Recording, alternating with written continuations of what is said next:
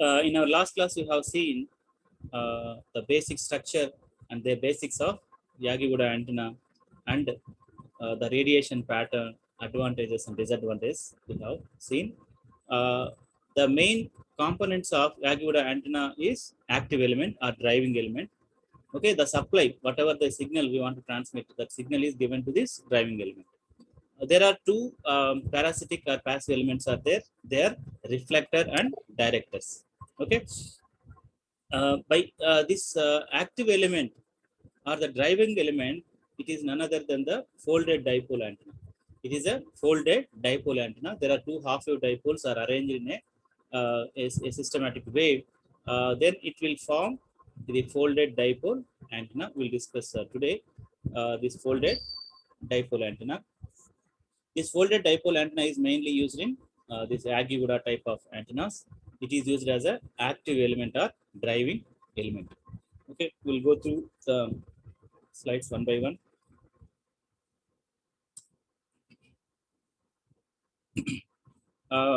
First of all, it is the folded dipole antenna. It falls in the category of VHF and UHF antennas. Very high frequency and ultra high frequency antennas. The range of frequencies we already know. For very high frequency, the range of frequency is 30 megahertz to 300 megahertz. And ultra high frequency antennas, the operating frequency is 300 megahertz to 3 gigahertz or 3000 megahertz. Okay, if you convert the frequency into wavelengths, okay, you know the wavelengths lambda is equal to C by F. Okay, the wavelengths of these antennas, they are 10 meters to 1 meter or 1 meter to 0.1 meters. Okay, based upon the operating frequency of the antenna. Okay, here in this folded dipole antenna, this topic is subdivided into here 5 sections. One is we will study the basics of folded dipole antenna. Next, the structure of folded dipole antenna. Then the operation of folded dipole antenna, and the derivation of folded dipole antenna. Here we will derive the input impedance and also n elements of folded dipole antenna. Generally, here we are using only the folded dipole antenna. It is having dipoles. Okay, two dipole antennas are used. There are n number of these folded dipole antennas also. They are arranged in a systematic in a series way. Okay, we'll see that one also. First, we'll see the basics of folded dipole antenna. Okay, this folded dipole antenna is consist of two half-wave dipole antennas. Okay, they are connected. They are connected in a parallel way. Okay, parallelly they are connected.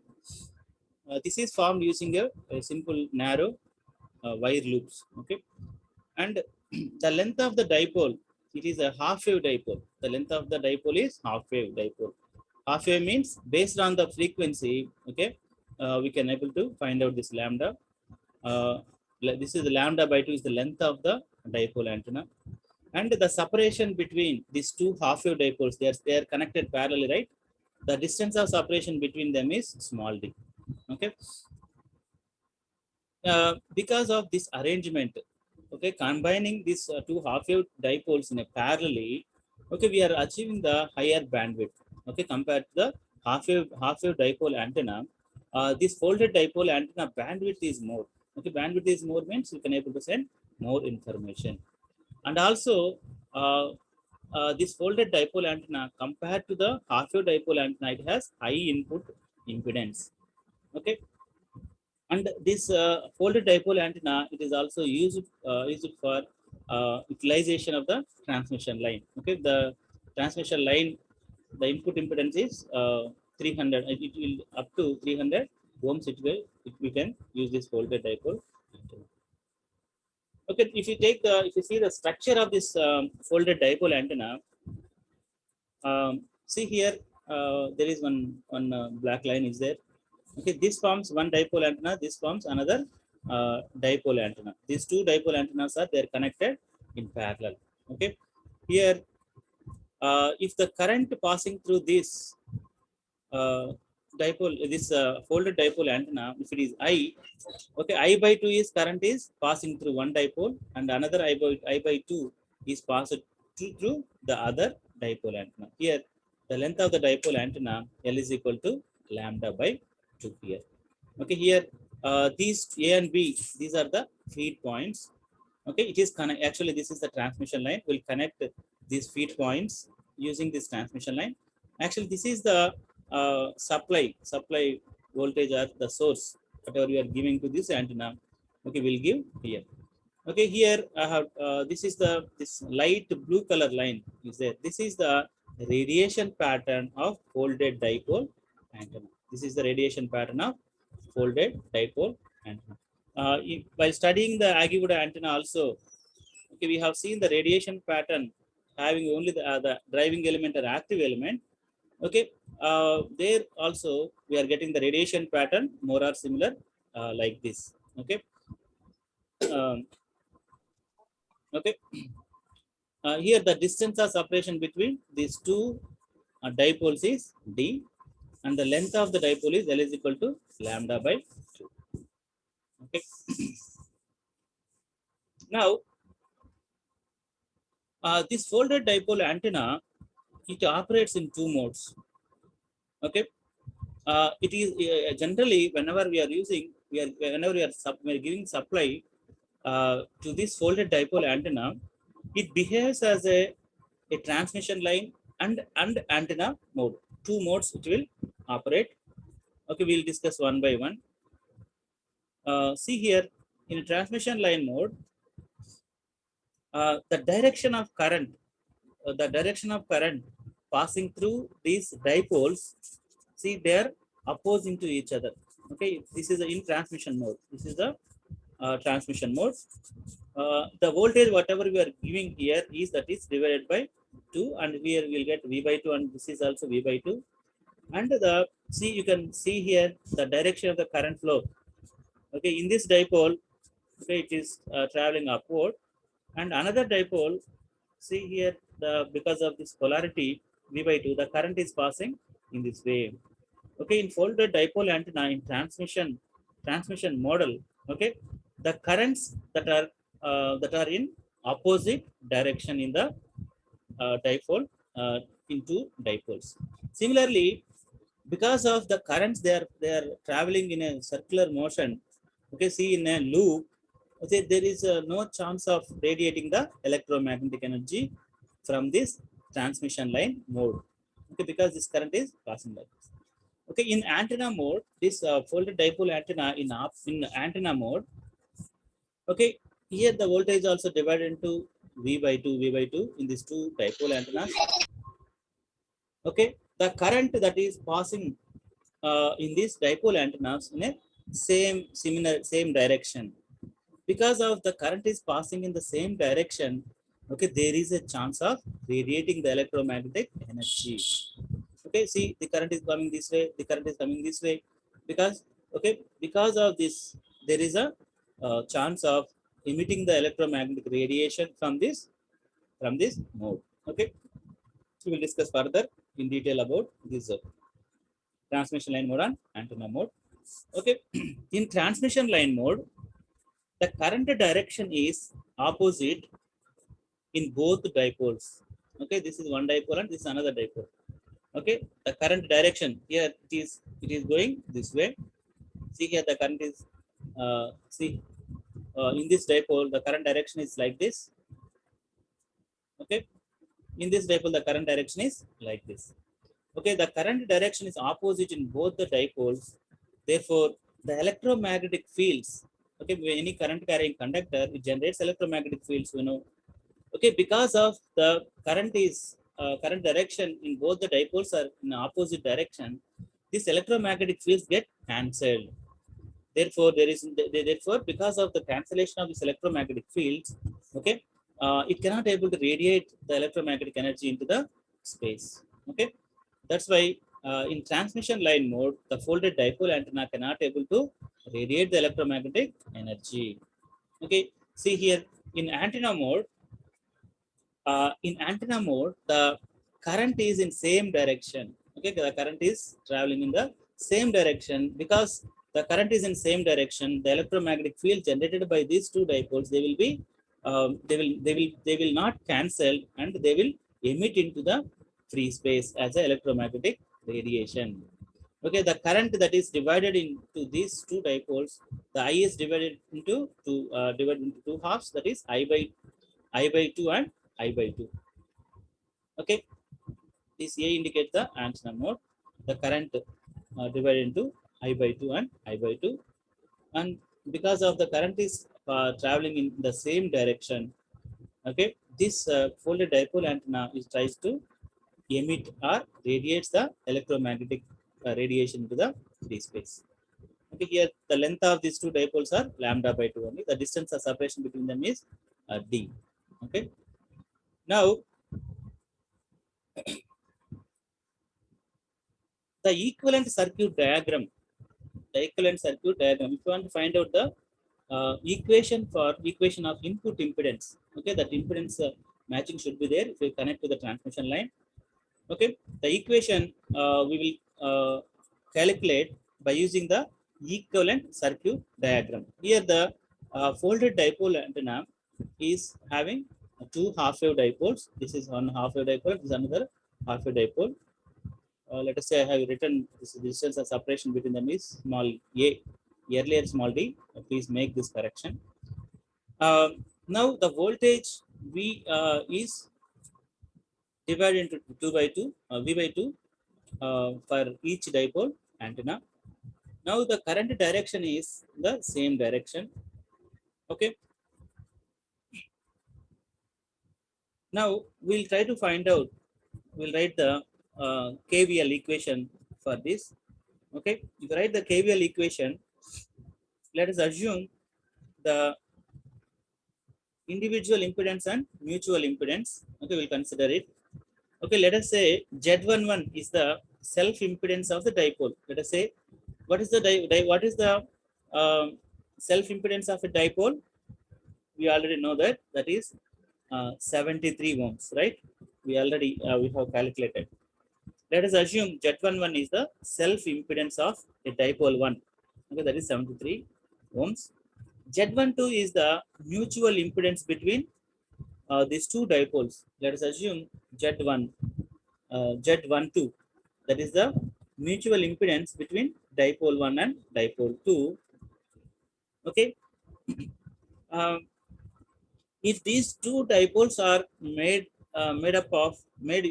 using the same wire, means the diameter of the wire is same. Okay, for construction of these two half wave dipoles, then we can say that the current passing in this dipole is also equal to the current passing in this dipole. Okay, if the radius, the wire which is used to construct these half wave dipoles, they are similar, then we can say that the current that is passing in the each dipole is equal. Okay, that is I1 is equal to I2. Therefore, if you write the Kirchhoff's voltage law, we can say that V by 2 is equal to the self impedance into I1 plus the mutual impedance into I2. General equation, simple equation you can write for any dipole. Okay, single dipole you can write this expression. Okay, here one assumption is there. If the spacing between the two dipoles, let us say here I have written A, my earlier I have sent some B, please correct this one. Okay, if the spacing between the two dipoles is very small, how much small it is? Okay, if it is lambda by 100, okay, if the distance of separation between these two half wave dipoles is very small, okay, how much small means lambda by 100, then the self impedance and mutual impedance both are equal.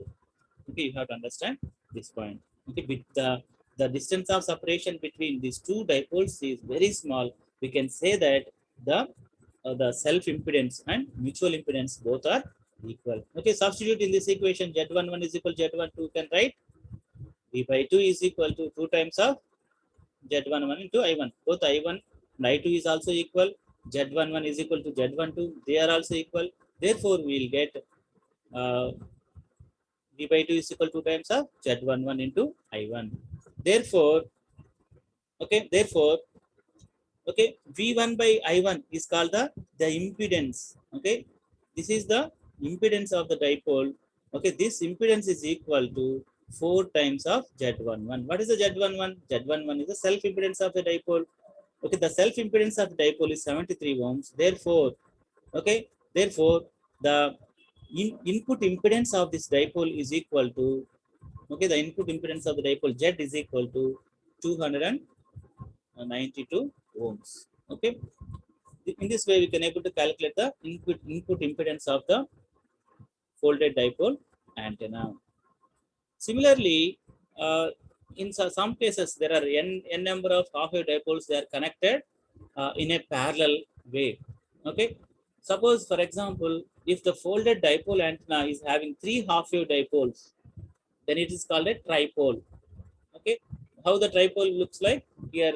This is the structure of the tripole antenna. In this tripole antenna, there are three half-wave dipoles are there connected in parallel. Okay, now find out what is the input impedance here in this case. Okay, here the voltage across these three half-wave dipoles. Okay, the input supply voltage is V. It is subdivided to V by 3 plus V by 3 plus V by 3. Now the current pass in antenna mode, the current will pass in a same direction in this all the dipole antennas. Okay, you see the same assumptions are applicable here. What is the assumptions?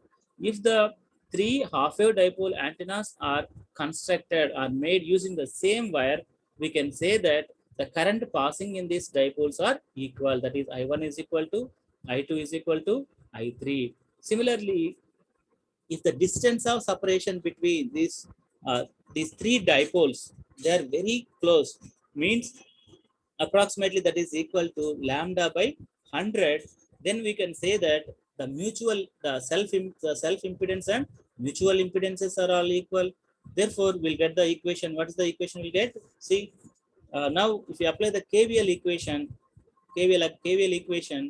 okay, for any dipole, for let us say for one dipole 1, V by 3 is equal to Z11 into this is self impedance into I1, plus here we are having the two half-wave dipoles, right? Two half-wave dipoles are there, but that's why we are getting two mutual inductance, sorry, mutual impedance. This one is for the mutual impedance with respect to the dipole 2, and this is the mutual impedance with respect to the dipole 3. Okay, okay, if the all the half-wave dipoles are made up of with the same material, then I1 is equal to I2 is equal to I3. Okay, that means same material means the radius of the wire. So these are the wire antennas, right? The radius of dipole 1 is equal to the radius of the dipole 2, that is equal to radius of dipole 3. Then I1 is equal to I2 is equal to I3. Similarly, if all the three dipoles, the distance of separation between them is very close, they are very close.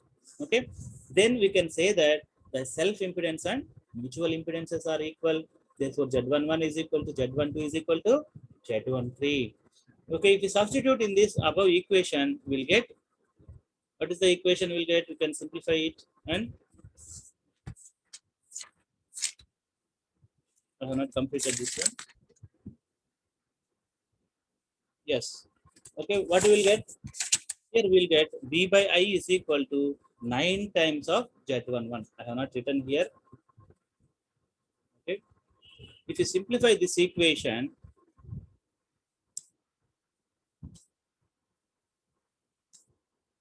one second, if you simplify this equation, okay, what you will get here is, let me write here.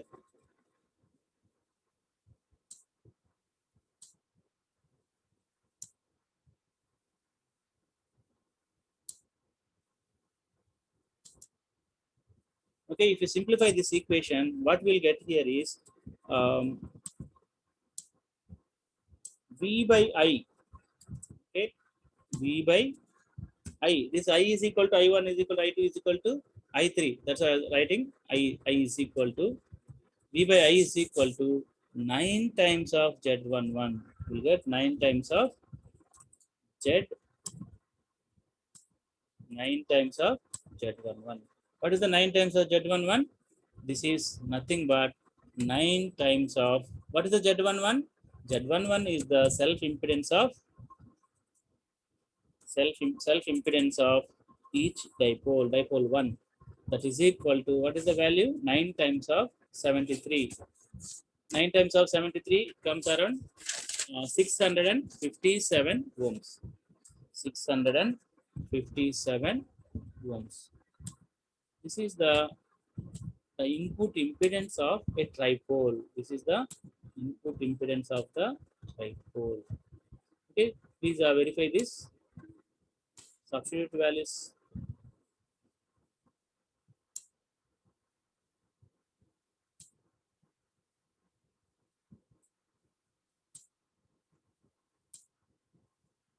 Okay, this is the uh, V by I is equal to Z. That is the, this is nothing but, this is the input impedance. Z is equal to, you can write like this. Okay, this is the input impedance of a tripole antenna. What is this tripole antenna? Okay, here in this way, in this manner, we can able to add n number of uh, dipoles, half wave dipoles, and we can form this folded dipole type of antennas. Okay, suppose if these half wave dipoles, whatever we are using, okay, two dipoles or three dipoles, they are made up of with different wires. They are having the different radius. Then we can able to find out the the input impedance. Okay, the general formula for the input impedance is, see here, if the radius of two dipoles are unequal, then the general expression for input impedance is Z is equal to Z11 times of 1 plus R2 by R1, R2 by R1 whole square. Okay, in this way, you can able to calculate the input impedance. Here, one more note is there. It is observed that the impedance of folded dipole antenna depends on radius of the conductors. See here, from this equation also we can able to say that the input impedance of the folded dipole antenna is depending on the radius of the conductors that are used to um, construct these half wave dipole antennas. Okay. Now, if you see the applications of this folded dipole antenna, mainly it has two applications. Okay, mainly it has two applications. Okay, one application we already know, right? What is that application? In TV receiver antennas, that is Aggie-Wood antennas. Okay, this folded dipole antenna is used as an active element or driving element. Okay, first point, that is. So you see here, two-wire folded dipole antenna mostly used as a feed element or driving element or active element of TV antenna such as Aggie-Wood antennas. Second application is, it can also be used as a feed element for antennas with low and high impedances, so that no impedance matching is required.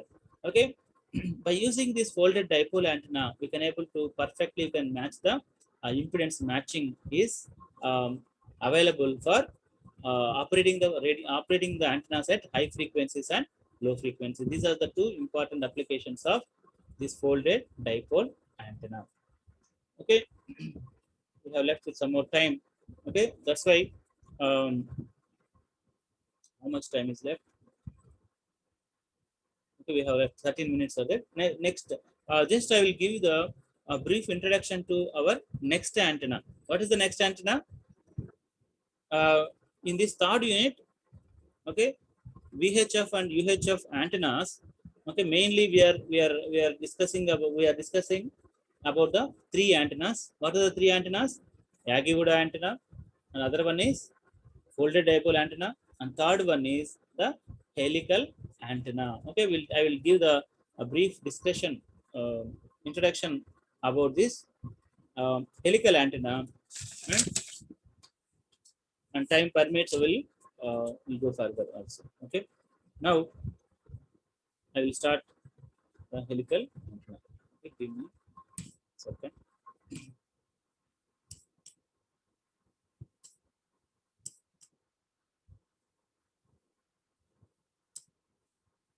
Okay, what is this helical antenna?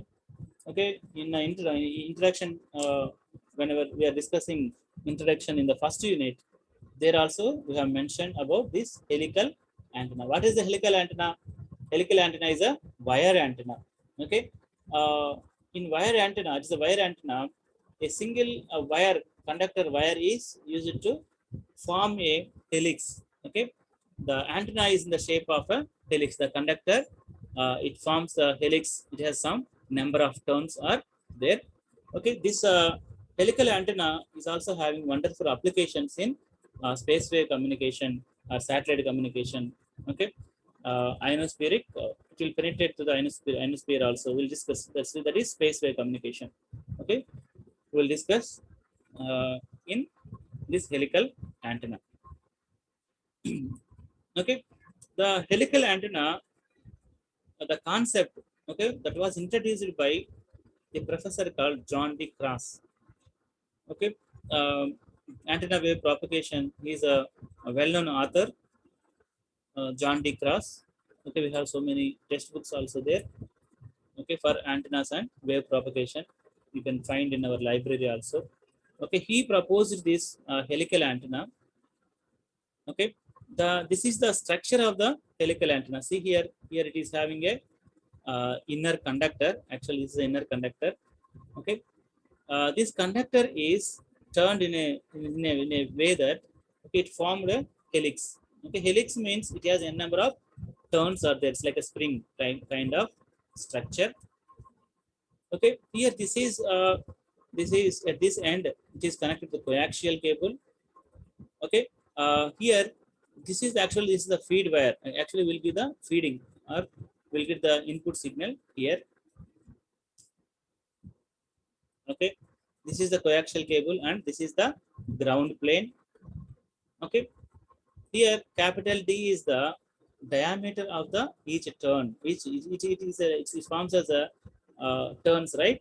And D is the D small d is the diameter of the wire, whatever wire we are using. The shape is called the helix shape.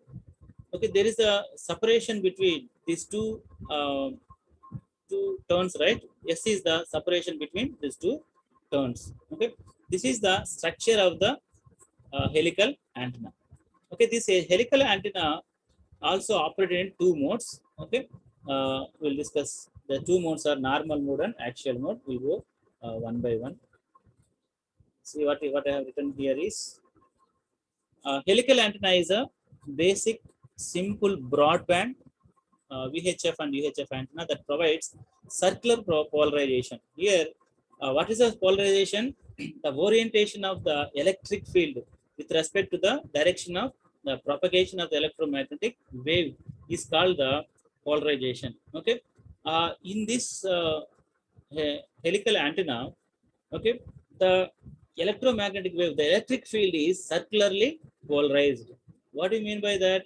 The magnitude of the electric field is constant, but the direction, it rotates perpendicular to the direction of the propagation. Okay, here the orientation of the electric field is in circular manner. You have to understand that. Okay, it is perpendicular to both the direction of the propagation and also magnetic field. Okay, it is perpendicular, but the orientation of the electric field is circular manner. Okay, while traveling while the wave um, propagates. Okay, that is um, the main difference here. Okay, because of this polarization, different kind of polarization, we can able to provide the abstraction at the receiver. Okay, we can able to separate the receiver also. We can able to separate different signals at the receiver. Okay, um, here the electromagnetic wave, it is a circularly polarized electromagnetic wave.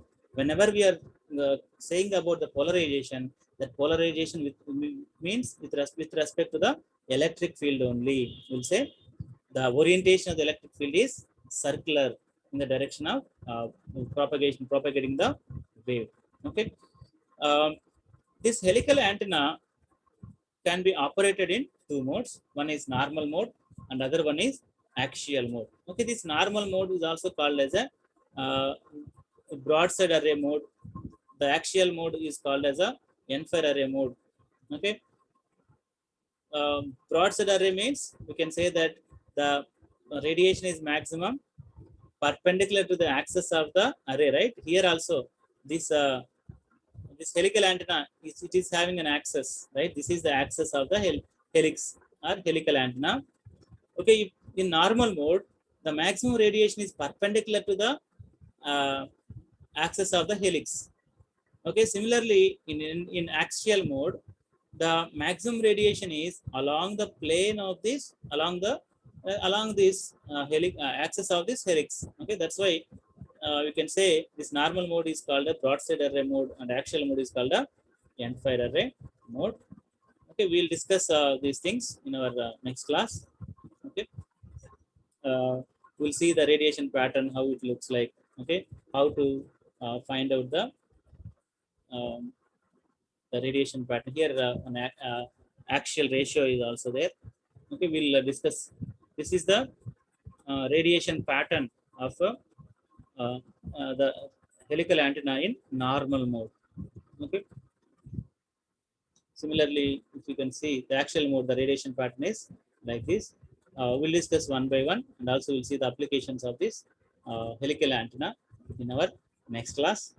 Because we have only 5 minutes left. Okay. Now I will stop my lecture here. Okay. Tomorrow we will discuss this helical antenna. Now I want to take attendance.